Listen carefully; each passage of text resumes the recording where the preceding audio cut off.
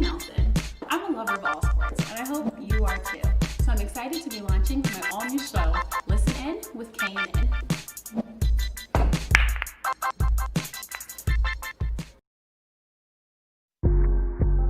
It's Listen In with KNN, the sports sound of the district. We bring you the hottest guests, great analysis, and the biggest news in sports and entertainment.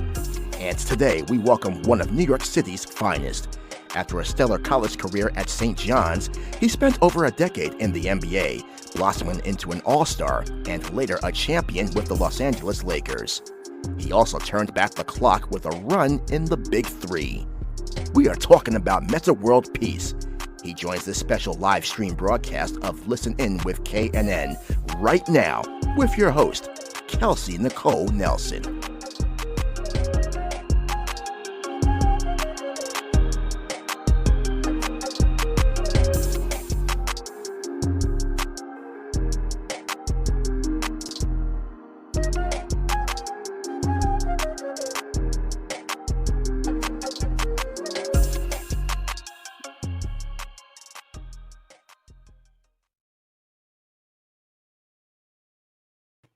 All right. Hello, everyone, and welcome to another live stream edition of Listen In with KNN, your official sports sound of the district and beyond. I am super excited for today's show as my special guest joining me today. It's his first time on this show. He's joining me from out west, so he's on our East Coast time, and he is a man that has had a phenomenal NBA career and is now doing extraordinary things off of the basketball court. I'm talking about none other than former NBA champion. He's also a former NBA All-Star. He goes by the name of Metta World Peace. So I will bring him on to the show.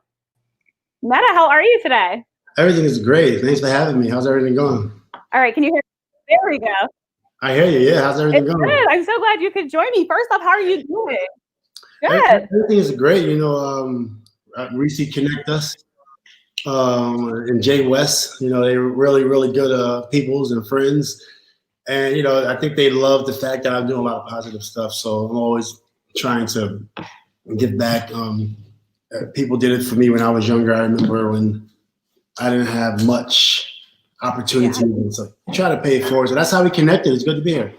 Yeah, I'm so excited. Like you said, you're giving back. I think now is a time more than ever when the world needs people to give back as we're going through this very difficult time. So let me just ask you, what have kind of been some of the acts of service that have stood out the most to you during COVID-19 as we all kind of try to get through this together? I think some of the great acts of service have been people social distancing for one. Yes. I think it's just amazing. You know, people really care about each other. And then also with the older people, that was reported that the older people can be affected easier than a younger person. Right. And you've seen everybody say, okay, we're going to practice social distancing. Where you did see some people still go out, and it's okay. Some people make mistakes, so nobody's perfect. Right. Right. You know, you got to look out for the older population. Right. It takes all of us together. We all need to be in this together. And as we're talking about this, I want to talk about your family. I hope they're safe and well. I wasn't going to snitch on you, Metta, but I saw the affection you got before we came on this live stream. That was your beautiful wife? Yeah, absolutely. My wife is making me some food, but I feel I'm okay with eating on live. But please do. This is live. There's no rules. No rules for this. So if you have to, you have to eat. She got me a banana. So. A good wife gets her man a banana. And also saying on that, you changed your name again, right, to honor her and put your last name with hers, which I think is huge. Because let me tell you, so many men, I feel like, have this conversation thing where they kind of feel like it's old school and they refuse to take away that last name, right? This is why men want to have sons to kind of carry that on. So take me through that process. When did this come about? Well, you know, I mean, everybody's different. I mean, I'm not going to say I agreed with it from day one. So to all my people out there, I mean, but I'm okay with that. You know, I mean, it was different. Yeah. Right. It's just that's not normal. So it's like, no, this is not the American way, right? But it's okay. I thought it was. I think it's powerful. I think it shows partnership. You know, I'm happy. I'm actually really excited about it. I didn't go through all the work of changing my name yet on all the documents, but on the certificate, Metta Sandiford-Artest. You're a smart man. Happy wife, happy life. So obviously you know the secret. And then staying with that, it looks like your brother's doing amazing things with this podcast. Daniel, I see you retweeting everything. Talk about that and how proud you just are of him. I mean, my brother Daniel Artest should have been in the NBA. You know, he was a really good player, and he one of those players where it just didn't pan out. He gained a little weight. Yeah. He wasn't able, and you know, he wasn't able to get those opportunities. Then you look at a really good basketball player that has a lot of value to bring to the game of basketball. So with a podcast with him, I'm really excited for him. Yeah, I love it. He's so knowledgeable of the game. Yeah, it's huge. It's major. And then really quick before we go to basketball, because I got to talk basketball. There's a lot going on, but I can't talk on the show without kind of talking about what's going on in the world. And we see right now just the civil unrest. We see Minneapolis, protests popping up all over. We saw just the hard video to watch of George Floyd, a life gone just way too soon. So I want to give you an opportunity and give you this platform to share any thoughts or comments on just what's happening and maybe just offer some hope for us as we all just try to figure out, like, how do we get through this and how do we as Americans get stronger together? Well, it's really funny to me at times where people act like this is something new. You know, when I came into the NBA at 19 years old, you know, I came in on my rebel with my rebel backpack on, because I always been like that. I've never been the type of person to ever want to change and go corporate for anybody, unless it felt right. Right. And I started that at 19 years old, so I already knew about the corruption in the law enforcement. Yeah. Because, you know, a lot of my family members was in jail for drugs, drug trafficking, or whatever the case may be. You know, some police would just come and, you know, take the drugs. Wow. Wow. You know? Yeah. And so I already knew this. This is nothing new to me. When I see any incident happen, that's racist powered. Right. I'm not. It's not new. And when I was, you know, on my rebellion, when I was younger, I felt people should have had my back, and I actually got burnt out. You know, because I was telling people, stay real, stay hood. I'm telling people, you got to. Yeah. And I felt like people were saying, you know, Ron Artest, you're going to mess up your contracts when you get older. You want to be in the good graces of the people that cut your checks. Yeah. For me, it was like, I'm a street dude first. It is what it is. Yeah. Why? Because look at the struggle, not only in my neighborhood, but look at the struggle from 400 years ago up until now. You know, up in other countries, the darkest skinned person is always, you know, looked down on. You look at all the countries with dark skinned people. Right. So is it new? No. You know, but sometimes we follow these leaders that we call leaders, and they just trying to get the check. They're just trying to get the check. So for me, I was personally burnt out. Right. From telling people in 1999 when I hit the big stage. Yeah. Stay hood forever. Yeah, that's a powerful message. People from the same skin color that says, "Hey, Metta, you should act differently." Like, but you stop. Yeah. You from the same place. Don't talk to me like that. Yeah. Talk to me like you from where we from. Yeah. You know, I'm not, and that has nothing to do. It's kind of off topic, but it has nothing to do with Republican or Democrat. I don't care if you're black. You want to be a Republican. I don't really care. What I do care about is that you keep it 100. You know. Yeah. So. But with the incidents that happens, you know, I want to give a good message. I do want to give a good message. Yeah. And not a message where it's just like kissing ass. I'm not trying to. It's like, you know, stay strong, stay positive, fight back. You know, people. You can't let people hit you like that. That was not fair. You know, that was what happened to that. I can go on. That was not fair. And sometimes I don't say nothing because I'm different from these other rappers and athletes. Right. You know, when I get over the edge, you know, I'm gonna start saying stuff I don't want to say. You know, I'm gonna start going public. I want to make sure it's calculated. Yeah, that's fair. I just stay in the back and I just kind of see what's going on. I try to support where I can. I continue pushing my initiative of mental health, education, and I just try to keep it at that. Yeah. Well, thank you for speaking on it. Again, I wanted to give you that platform. I know there's a lot of people unrest about it, but also just staying on that, it sounds like, you have your platform. And I think now we live in this age where we look to our athletes and our politicians and anybody that we see in this type of position, right, of power. It's all wrong. It's all wrong. It's wrong. Mm-hmm. It's the incorrect way to do it. Yeah. Look after the people in your neighborhood that's keeping it 100. Right. You know what I'm saying? Look after the people that's keeping it 100. Mm-hmm. And 100, you can look up the terminology, learn terminology, but we know what that means. And you get all these new leaders. Well, I don't even know who y'all are. Yeah. When we was in the hood back in nobody was coming there saving us. I could have easily went to jail. Mm-hmm. Nobody was coming there and saying, do the right thing, or some people was, but we always wait until some big event, till somebody get murdered, till somebody going to jail, and then you all of a sudden, you want to show your support, which I respect, but at the same time, start now, be proactive. Yeah. Don't wait, and you want to go, live in your nice houses or live in your nice family structure, and then when something happens, you want to be like, oh my goodness, and then what you gonna do tomorrow? You're gonna forget. Right.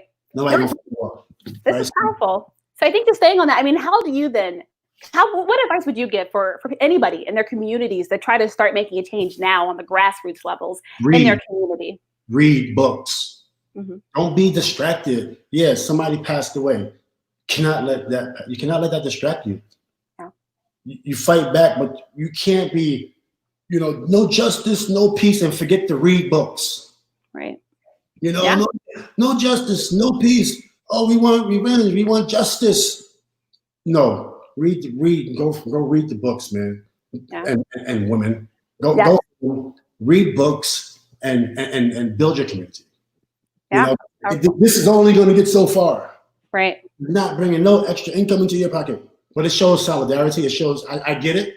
Mm-hmm. I'm saying is, on average,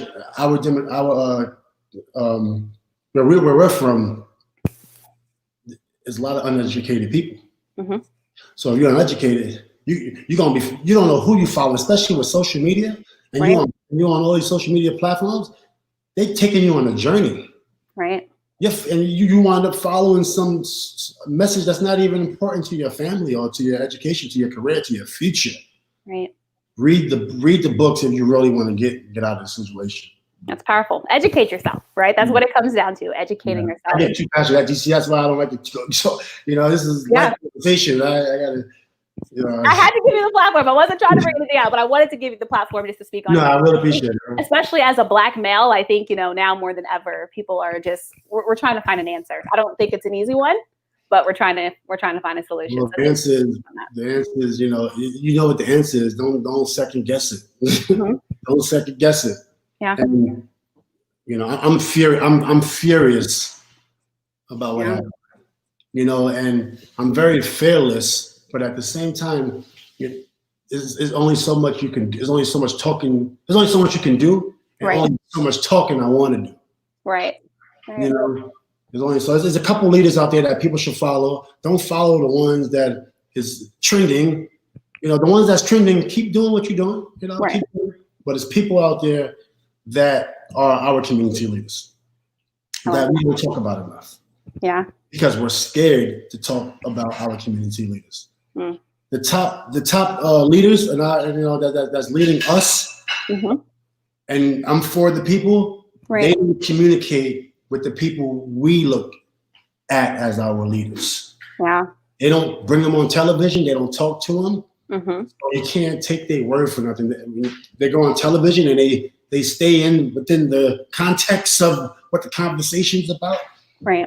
That's part of the reason why, I don't have a lot of opportunities that I should have because, I have no filter, no controller. Mm-hmm. You know what I'm saying? So it's a little different, but that's why I'd like to stay to myself because sometimes I might say something I might regret. Yeah. Or something I might regret. Yeah. Well, look, you keep it real. And I think that's why we love you. And that's why you have your fans. You keep it real. We know who you are. So thank you for that. And also, you talked about your background. Let's talk about Queensbridge and what was it like growing up there in New York and kind of talk about how that transformed you into who you are today. It's like growing up in New York City, man, I had a great time. It's every single emotion, right? Yeah. Happy times, playing double dutch. Or seeing Come the girl. on, wait, you can double dutch? No, I seen the girls play Okay. double dutch. I jump rope. Jump rope. Yeah. You know, you can double dutch if you're a guy. If you feel you want to double dutch, Hey, do it. Skelly. I don't know if you heard of Skelly. No, explain it to me. It's a street New York City game. Okay. Streets. I'm from DC, so I don't know it. Basically, you put a little clay in a top and you put it on the floor and you just push the top in different boxes, and it's a street game, and so that's like the happy times, right? You play tag, and then then the family times, the barbecues, and then the violence. It's every single emotion. Yeah. From how we grew up. So sometimes it could drive you insane. Being from New York, so you got to just try to stay focused. Yeah. And try to make the best of it. Yeah, and obviously you did. I mean, look where you ended up. But just going back, I'm curious, do you go back often or not as much now? I used to. Like when I first met, I was 19 years old. Yeah. Some people would be like, Metta World, Ron Artest, come back to the hood. I was in the hood every day. I mean, I was 19 years old. I was in the hood every day. I got drafted to Chicago. Right. And on weekends I would drive back. Yeah. I mean, practice would end at 12. It would take me 13 hours to go to New York to drive. Wow. And I would go for like 10 hours and drive. It was just reckless little kid, but I always would go back. That's when, even in summertimes, I was there all the time. And then eventually it's like, okay, I'm trying to become a really good basketball player. I need to focus on this game. So I started to, make sure I worked out more. Mm-hmm. And I was going back. So I burnt myself out because I was going back so much. Right. And I was going back just for not the right reasons, I don't think. Yeah. I should have been going back to do more things. I did a lot in my neighborhood. Yeah. I did a lot, but at the same time, it could have been different. Yeah. But yeah, I still like New York City. Just don't go back as much. All right, just asking. And I have to shout out your brother real quick because he's giving us some love on the podcast. He heard what you said about him, so y'all are gonna have a good. Someone just randomly text me. They felt the love, so they had to text the brother. I love it. You gotta put him on your podcast. That'd be great. I'm gonna have to. Look, we called you out, so Daniel's my next guest on this very podcast. And then staying with that, we talked about Chicago. So I was gonna go into your time at St. John's, but I want to talk about Chicago. We're all talking about Chicago because even though it's over, we're still talking The Last Dance. So I got to get your thoughts overall on the documentary, the 10-part series. Well, for me, I feel like a lot of people was acting like, Michael Jordan came out looking bad. Michael Jordan didn't come out looking bad to me. Mm-hmm. Michael Jordan gave us more than he ever would have given us. We all know Jordan for the Jordan brand. We don't know Jordan for a record label. Right. We don't know Jordan for, a new CBD strand. Brand. Yeah. And he's the most brilliant. Well, I was going to say he's the most brilliant marketer, but let me not. He follows direction like no other. His mom told him, whatever you say might be published one day. Watch what you say. And we all know how crazy Jordan is. Yeah. We know he's crazy. And so for him to take those directions and have that much discipline with his brand, and then to give us The Last Dance, which we know he doesn't do. I mean, you got to be grateful for that. Yeah. Some people say he came out looking bad. I'm just like, thank you, Yeah. Thank you, absolutely. And then on this, you tweeted recently, you gave your top 7 players of all time, right? You said you can't leave Oscar Robertson off the list. Give me your top 7. Okay, it changes all the time because I have so much respect for the players. I mean, but it's really hard to leave Shaq off. Okay. Then people forget about the logo, Jerry West. Yeah. Oh, it's his birthday today. Happy birthday. Happy birthday, logo. Happy birthday. Wilt Chamberlain. Mm-hmm. I mean, who's better than him? Yeah. Who's better than Wilt? Then you go down to Jordan. Okay. And you go to Kobe and Jordan. Yeah. And then now people are starting to fit other people in this little area, right? And then so that's 4. Right. And then you bring LeBron. Okay. Now, if you do that, and say I bring in Magic, and I'll bring in Magic, Bill Russell. Okay. 11 rings. I mean, what more do you want? There you go. Yeah. So it's the most difficult thing to do. Yeah. It's the most difficult thing to do. 7 is hard. When Stephen Curry's career is over. Yeah. He's in the top 10. Yeah. I mean, the man can ball. What's going to happen when his career is over? Who's going to get pushed out? Yeah. He's a baller. He's a baller. He can play. And then just staying on that, you mentioned Kobe, and of course, rest in peace. ESPN just re-aired his last game. Obviously, I want to get your thoughts on this. Just overall, I mean, talk about what Kobe meant to you, and just, you know, anything you want to say about just his playing career and what it meant to you. Well, obviously, he's still here. I mean, we don't know where the soul goes when it leaves the body. So he, you know, and you say what you want, nobody knows. So I just, my opinion is he's still here. Mm-hmm. Yeah. You understand? And he feels very much alive. You know, I could be just thinking it, I could be just feeling it, it could be true. I don't really know. Yeah. But he's very much alive, and just a great guy. He's a human being. Yeah. Sometimes we have paint a picture and put these, you know, athletes on pedestals, myself or whatever, just to knock them down. Yeah. Just for public opinion to knock them down, because public opinion is huge. Yeah. Right? So we say this guy is not human. No, he's a star. That's what he is. He's a perfect star. Yeah. And if he makes a mistake, this guy's a really bad guy. So, yeah. He's not human. And I'm not saying doing bad stuff. You know, I'm not trying to justify doing anything that's negative bad. You know right. What I'm saying is there's 7 billion people on this planet and 7 billion humans. Yeah. Ain't nobody Superman. True. Ain't nobody. True. People are making mistakes behind closed doors, left and right. And we, as humans, we try to support other people to say, "Hey, you should do this way," right? Or you should not do that. And as humans, we try to support people because we know we're not perfect. Right. Right. So that's overall, his career has been amazing. He's inspired. I think he inspired 2 billion people. Yeah. Yeah. To say the least. I mean, this year, I think 2020 has already been a difficult year, but of course, just when that news hit us, I think it hit everybody just so differently. I remember I was in LA and I had left right before it happened. And you know what happened? I feel like it's one of those moments that the world stood still and everybody kind of just remembers where they were. And you don't get many moments like that in history, but I really appreciate you touching on that. Yeah. It's one of those things where the answer changes a lot, and one of those things where sometimes you get emotional, sometimes you don't. It's just, you know, Kobe. It's really touchy subject, but we miss him. Yeah. Yeah. Well, just turning sides. We're going to switch to a little happier times. I mean, talk about just your time with the Lakers. I mean, you could just say an NBA champion. How many people get to have that right and that privilege? So just talk on it. You know what? How rebellious I am, and when I came in, you know, obviously I was able to make some money.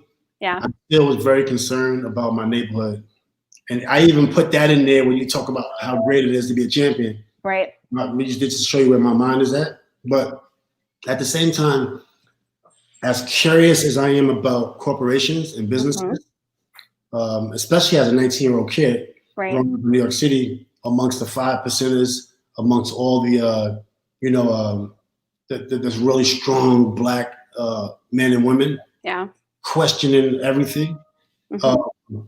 You question where you at in your life, but you don't really have the answers. With that being said, wow, NBA champion, right? Like, you know, I was on the fence of, do I really enjoy it? Do I really want it? Yeah. There's not a lot of Black businesses we own that we affect the outcome of success. Yeah. There's not a lot of genres. There's not a lot of industries. We're always working for someone else. And when we start our own thing, people tend to mess it up. Right. Black Wall Street, different things like that. Yeah. And I give you an answer like that because with all that being said, when you take out all the negativity in the world, NBA is pretty hard to get. Yeah. With the exception when they were back in the days, they wasn't inviting Black people. We know that. Yeah. The Black eye, but things changed and Black people got into the league, and it's like, wow, I want that. And to actually achieve that, it's something that I'm proud of. It's not something I reflect on a lot unless people ask me a question, but right. I'm proud of. No, and then, I mean, you touched on Black businesses, and I think this is something that's just been so amazing for you to add to just your long list of things that you do. I mean, you're a founder, and even in the intro, we played music from your company, Say So Entertainment.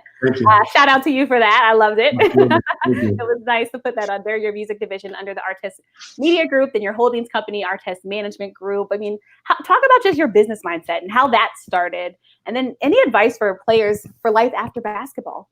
Well, I'll give advice to just people in general, one, and then also I give advice to people that came from where I'm from. Yeah. You know, my staff is super diverse, from color to gender. And the reason is because growing up, we don't have the opportunities to do amazing internships, to go to amazing schools and different things like that. So you'll see most people from where we from don't really have that entrepreneur mind. Well, I'm not gonna say not the entrepreneur mind, the fundamentals to follow through and become an entrepreneur. Right.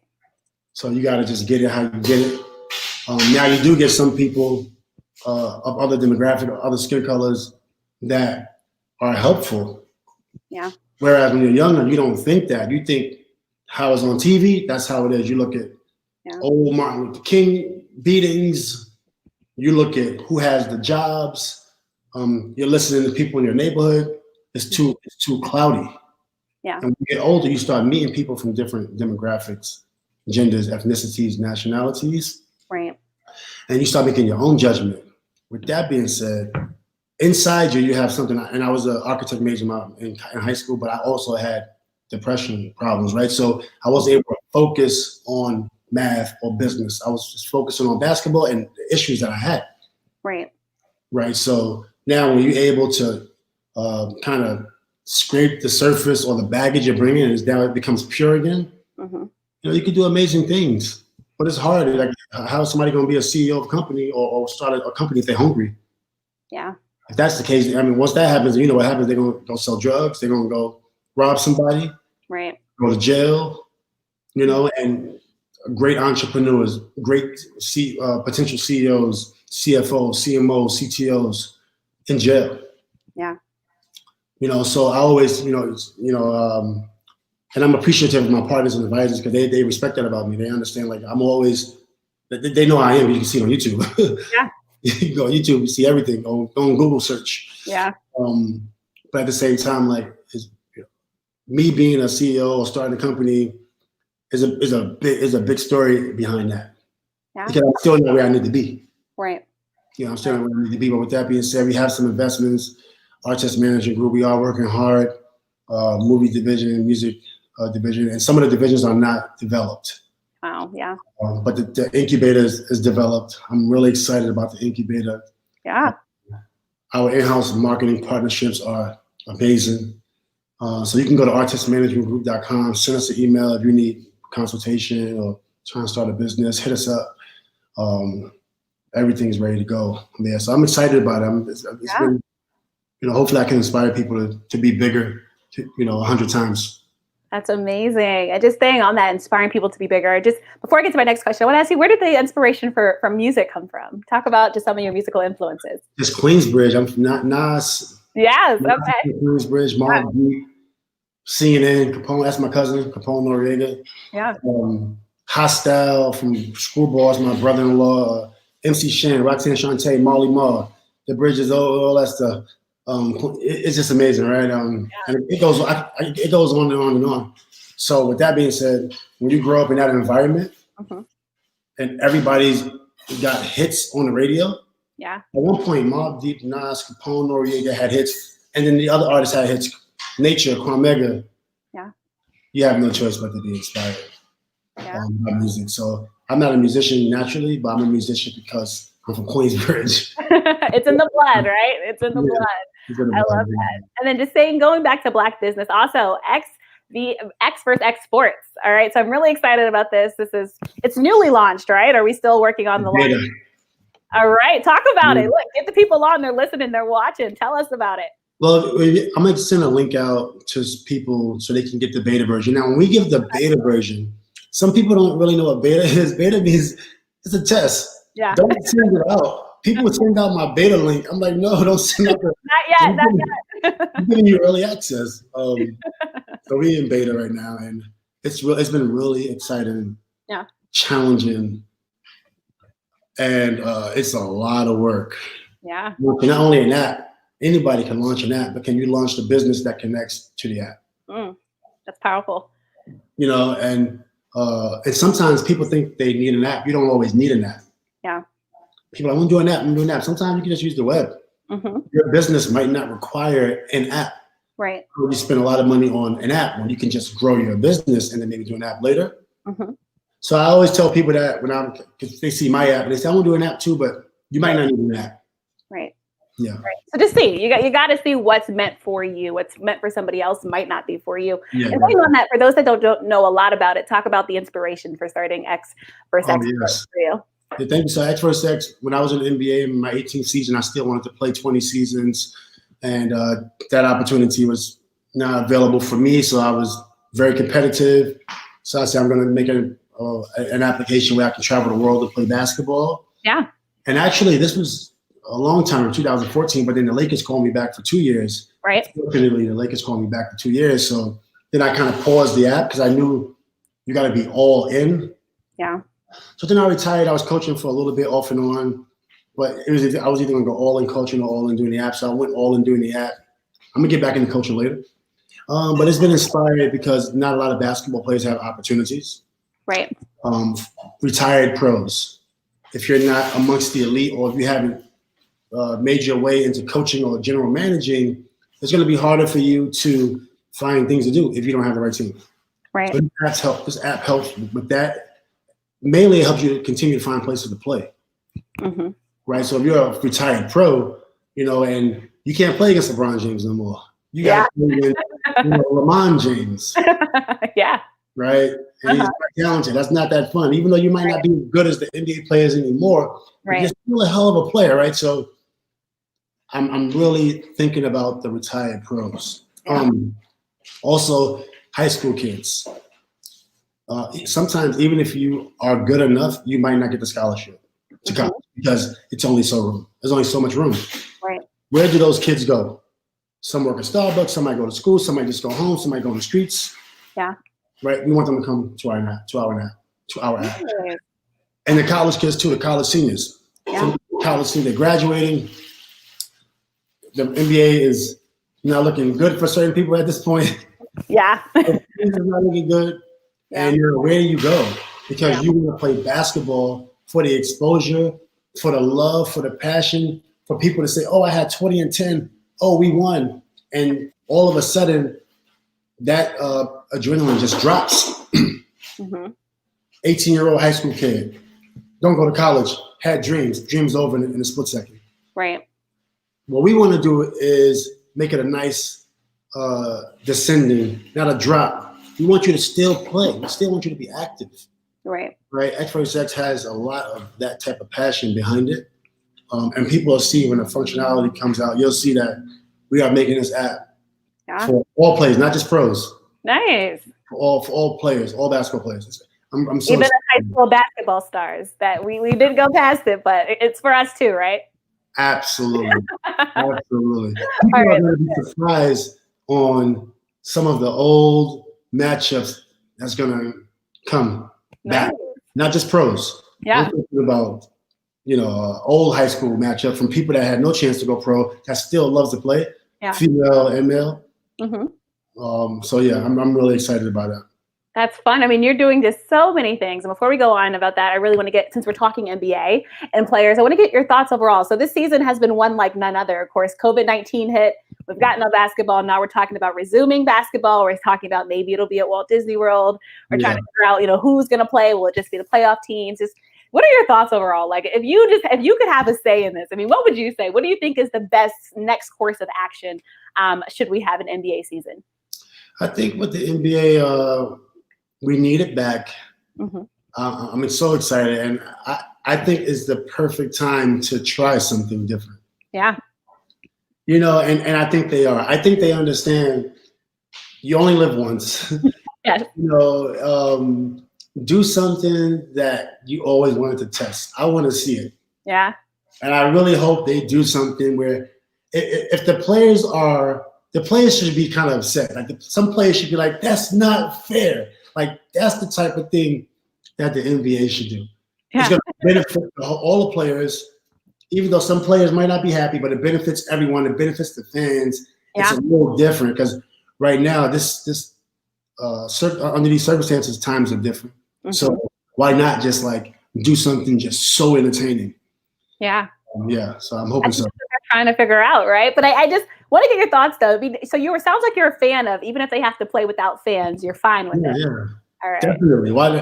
I don't care about the fans. I'm not watching the fans when I play that. When I watch, Stephen Curry or Jamarcus DeRozan anyway, I'm not looking at the fans. Look at the players. So, it's fine. And the fans are the fans that would have been at the game. They're gonna watch the game. That's true though, right? And everybody makes money off of those TV contracts, so they're still not going to matter. And so do you think the same thing can apply to college sports? Would you like to see the same thing, like just go on even if there's no fans, or it's different for college sports? Well, college is different because they're really focused on education and sports and cures and all this other stuff. Right. Whereas the NBA is only focused on basketball. So, but with college, I feel it's an opportunity for them to do some engaging things with the players. Now, a lot of the college schools, they don't have the local support. Right. But like a Duke or St. John's, they can actually engage the fans. Yeah. So I think college, is a perfect time for college also to try something. It's the perfect time. So hopefully they do. I know. We're still all in the loop. I know everybody wants sports back, but we want to do it in a safe way. But I had to get your thoughts on that. When you talked about St. John's, full disclosure, I am a Georgetown grad, so be nice. Wow.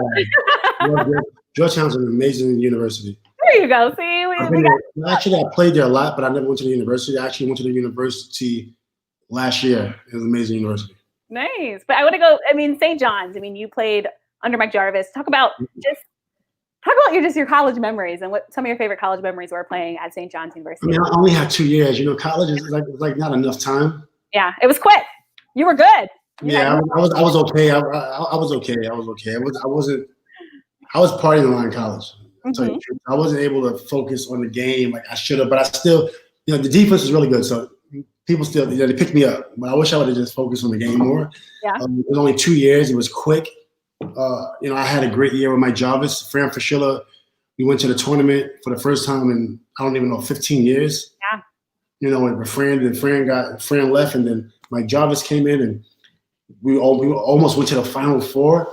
Yeah. I still think about the Final Four to this day. That would have been such a huge honor. We went to the Elite Eight, which is the Elite Eight's an honor, but it's not like the Final Four. Yeah, it's different. It's a different field. You still watch St. John's now, or you still rooting for them?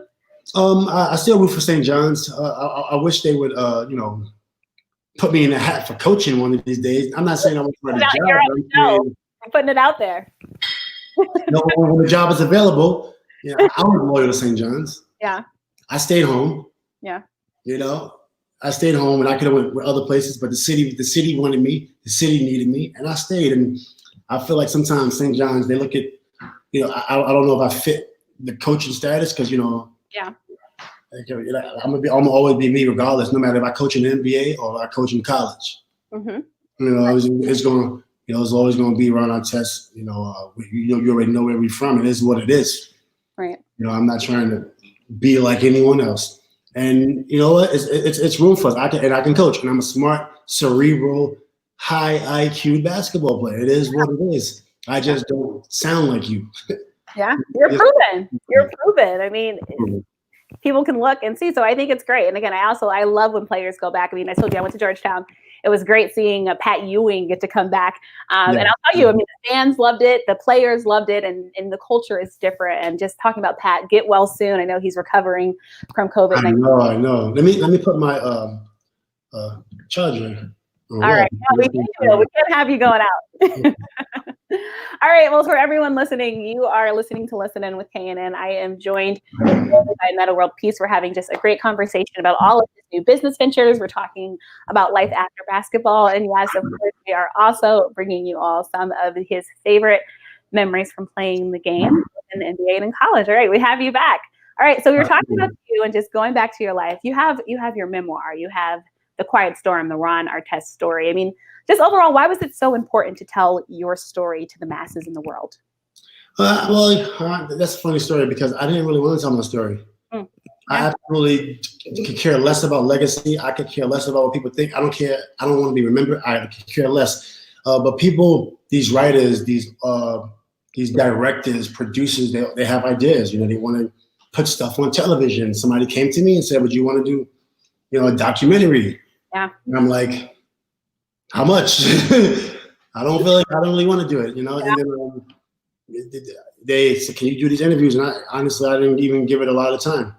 But the way they craft that story was impressive. What Bleacher Report did, with Johnny Sweet, who was the lead director, what they did was impressive. Yeah. I was satisfied with it. And people said, "Wow, it's amazing, it's touching," but for me, I don't really care about those stories as much anymore because I've been living them stories, so I don't really care about putting them out. Right. But wow, it was really impressive. It was powerful, and I think one of the lines I pulled from it that I thought just really talked a lot is something that you said. I was only different psychologically as a Laker because I had more help. I mean, I thought that line was just so powerful. So can you kind of dive into that a little bit more and give context to those that might be?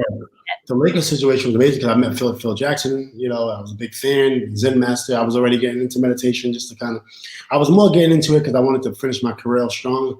Right. My career was up and down. I just wasn't focused. I'm like, just like focus in this one time. And the Lakers called me in there. And even before I got to the Lakers, I was still like just wanting to finish my career off at a safe landing, with no issues. That's what I was worried about. When I got with Phil, and I was surprised they called me, and I was like, "What do y'all want from me?" When they called me, 12:01 a.m.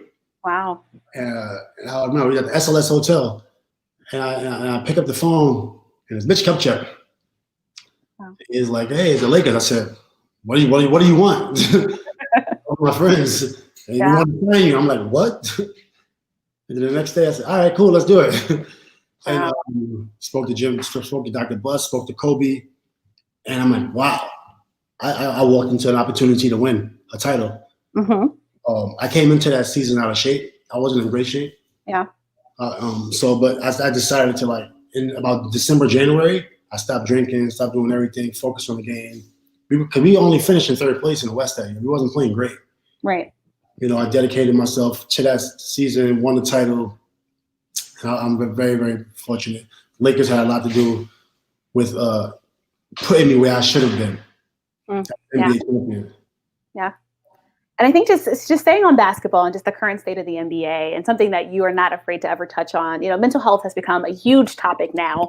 Or I should say, I think it's been a huge topic, but now we're talking kind of more out about it, right? It's no longer just kind of hidden or this secret back talk. But do you think the NBA is trending in the right way in terms of handling mental health? Or, would you like to see them do more for players? Well, I think they're doing a lot. When I first came into the league in '99, the league, they were already helping me. Nobody knew what the NBA was doing for me, and Chicago Bulls for one. Right. I'm not even saying the NBA because Chicago Bulls started out.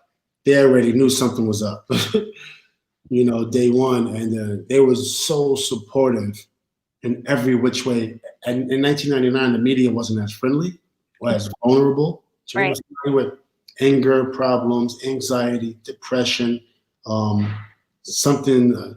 Where they might need an MD involved. The media was like, "Oh, this guy's crazy," And when you go out and speak about it, they don't even support it. Like even when Dennis Rodman went on Oprah, my dad left me at 3 years old. I was homeless, different things. And all people could say is, Dennis Rodman is crazy. Dennis Rodman's crazy. I didn't hear any follow-up stories. Right. About, wow, I didn't know Dennis was going through that. Wow, ABC, some like a big feature. Wow, Dennis Rodman was going through a lot. Now we know why, something like that. It was still, he's wearing the dress is crazy. They still want to sell ads. So nobody was as vulnerable as they are now. Yeah. And I think if it wasn't for people bringing it to light, people still wouldn't have been vulnerable about it, or as been to understanding someone. So, with that being said, I feel like I don't feel ashamed that I had an issue. Oh, Metta had depression and anxiety.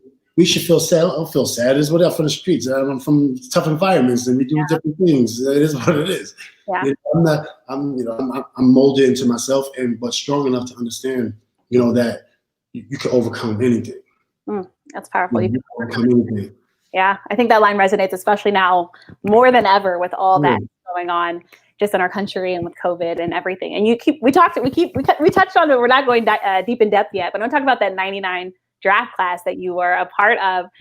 Back to draft night. It's crazy, but next month is June. All right. We're thinking NBA draft time. And of course, it's going to be probably different this year because of COVID, right? We saw the NFL virtual draft. We saw the WNBA virtual draft, but take me back to that night. What was it? Just take me back. I know we were going way back in time, but what was it like for you? You know me, my whole hood was there. We took 2 buses to DC. Yes, because it was here. Yeah. So getting drafted, my family's there, and I'm like, yo, they said we coming to the draft. So we had 2 buses from the hood, a lot of my peoples in there. And we turned up in the hotel room. Baron Davis came into my room. And we already know we turned way up. And everybody celebrates differently, and it was a moment. But what I can tell people, you want to share as many moments with your family as possible. Sometimes as a young one, you got friends, and we just doing our thing because we young and we just we love friends. But when you can share those moments with your family, it's going to be something you'll remember for the rest of your life, even beyond your friends, because friends come and go. Right. Friends come and go, but your family ain't going nowhere. Yeah, family's forever, right? Family is forever. Thick and thin time. So I appreciate you touching on that. And yes, in DC, look, we're trying to get stuff back in DC. So hopefully when things get back together, DC will be back in the spotlight. So I really appreciate you touching on that. And then any advice for players that, are about to prepare for this big moment? I mean, what would you say? Yeah, work hard, do everything you have to do, stick to your routine, dream big, don't worry about mistakes. It's an amazing time. When you make it pro, you get a chance to play basketball and get paid for it. I mean, quite frankly, and do it. Do it. Have a good time. Enjoy it. But don't let it make you. But definitely enjoy your time and spend as much time with your family as possible. Do as many things you can do with your family as possible. Powerful. And Metta, this is a live show, so I want to give fans a chance to talk with you. I got a quick question from a fan. What do you want people to remember you for? Not a damn thing. I told you earlier, I don't care. I literally don't care. I literally don't care. Yeah. Because people always ask me, remember, let's talk about the future. What are we going to do now for the future? Yeah. Our kids, we need more scientists in our hoods. I need a dude with his hat to the back that's a scientist. Mm-hmm. I need a dude with the hat to the right or left. If you're down in Chicago, right or left. If you're in Chicago, keep that joint straight. But I need one of those doctors. Yeah. My daughter. I need a pharmacist. Yeah. I don't care what you think about me. Give me a pharmacist. Yeah. Catch me flowing over you when I'm not here no more, saying good job. Right. You hood pharmacist. I ain't thinking about somebody that's so drug. I'm talking about real pharmacists. Right. Right. And that's what we need. That's what we need. We need scientists. We need astronauts. We need our own technology. We need that. Right. Do that. Don't remember me. You could be reading a book about something. That's true. And our communities need that. We need all this. And we have the ability to do that. And I think this is, again, why please. Strengthen your family. Exactly. Reading about somebody else and you could be strengthening your family. Yeah. And you mentioned your daughter talking about your family. How is it like? What is it like, teaching, working from home, I guess, for you, right? Kind of being a teacher, and what's that experience like as a parent? I love annoying my kids a lot. I'm very, but I also really like, because when you're home, like now with your children, you're actually seeing them grow, emotionally, spiritually, right. Coming into your own. And this is a tough time because we're used to being educated. We're used to going to school and actually not only growing spiritually, emotionally, but growing education-wise. Right. In a setting, and this stopped for a lot of people. A lot of people's not getting the correct education. for the appropriate education right now. So you kind of watch that right now, and you know, you see them doing their online classes, and you just worry about a lot of different things. But I'm happy because they're handling their business. Yeah. Yeah. And I'm sure they appreciate more time with Dad. All right, I know we got to get you out of here soon. I'm going to take one more fan question for you. It goes back to NBA resuming back. They said, how about 10 games and then the top 24 in the playoffs, 2 out of 3 series, till a final 8, then 4 out of 7. Are you a fan of that or is it no? So 10 games, top 24 in the playoffs, 2 out of 3 series. I'm the distributor. That's amazing. I mean, I think that sounds amazing. I really do hope something like that happens. I mean, you know, right now it's tense times right now. Not only with COVID, but with the killings of a few Black people also. Right. It's kind of hard to just get your head. Something's always in there, like in the back of my mind. I'm just like, I'm not happy right now. But you know, with that being said, NBA, you know, basketball, I really do hope they do something special. I truly enjoy the game. When I go to the actual arenas, I'm not as animated as I am when I'm home from my television. Yeah.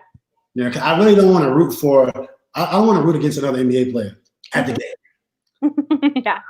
I want to put on the Lakers outfit every time I'm there. But then I got friends like Brandon Ingram's playing for New Orleans, and you know, then Julius Randle playing for the Knicks, and you know, I was like, you know, I don't want to be too much of a Laker groupie. Yeah. You know? It's okay. We won't talk. That's awesome. And I have one more basketball related question for you before I let you go and give you any last words. If you had to pick a player in today's NBA that most emulated your game, who would you pick and why? It's a couple years ago, I would pick Kawhi, but Kawhi has exceeded. He's so far removed from me now. Yeah. I can't even pick Kawhi anymore. Yeah. Yeah, mainly because he's been so consistent. I can tell you, he's one of the ones I admire because when I was playing and I was killing my career, self-destructing, and I was very unique. Nobody really seen a defender like that. Right. So I'm like, I missed the opportunity. I don't see nobody else that play like me. And then Kawhi comes in, I'm like, well, this guy's pretty good.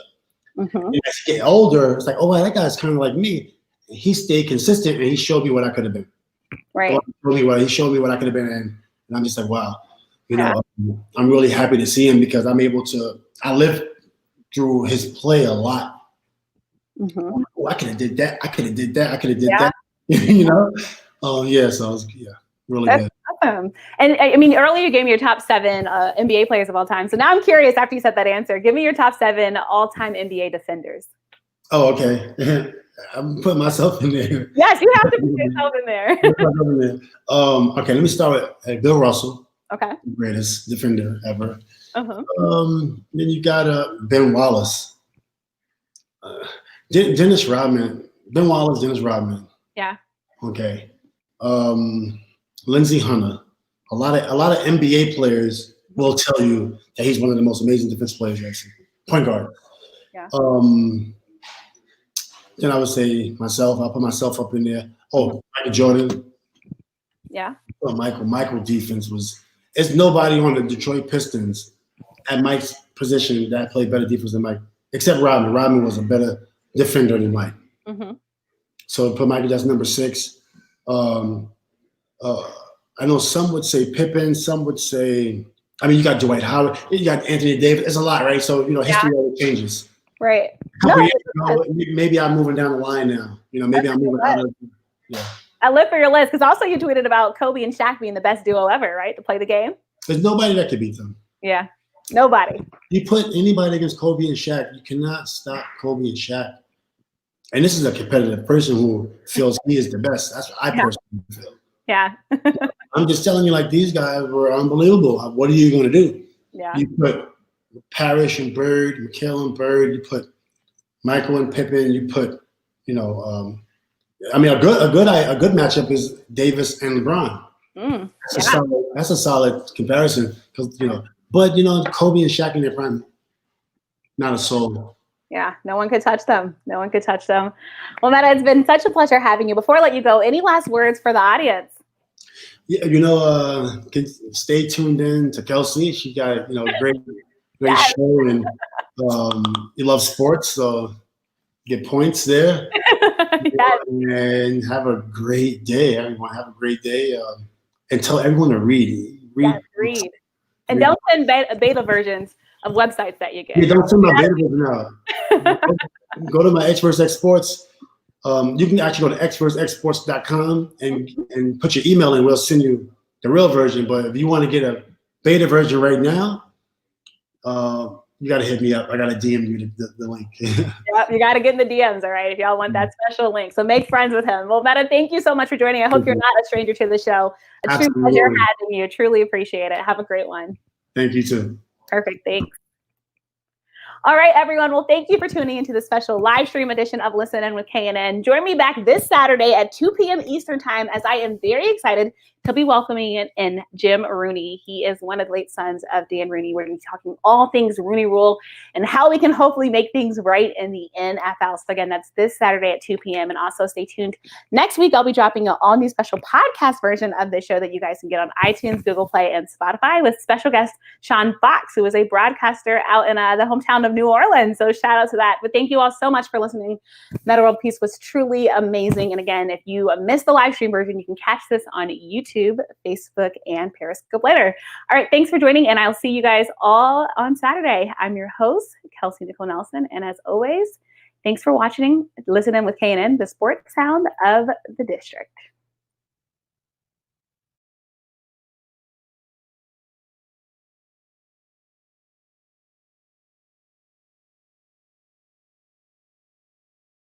You used to hear me on your airwaves or hear me on my hit podcast, but now I'm taking you to the screen.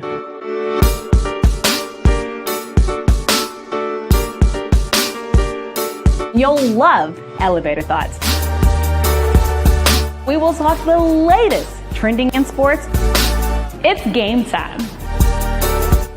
What better way to get to know those that visit the show than over some good food and drink? It's time for confessions.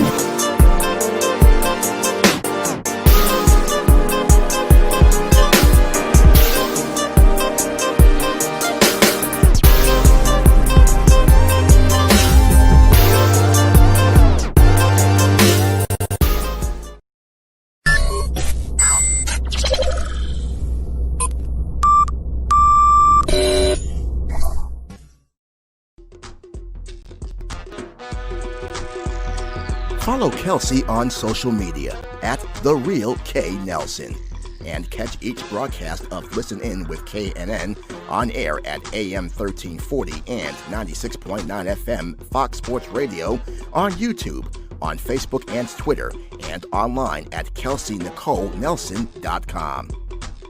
Thank you for watching this special live stream broadcast of Listen In with KNN.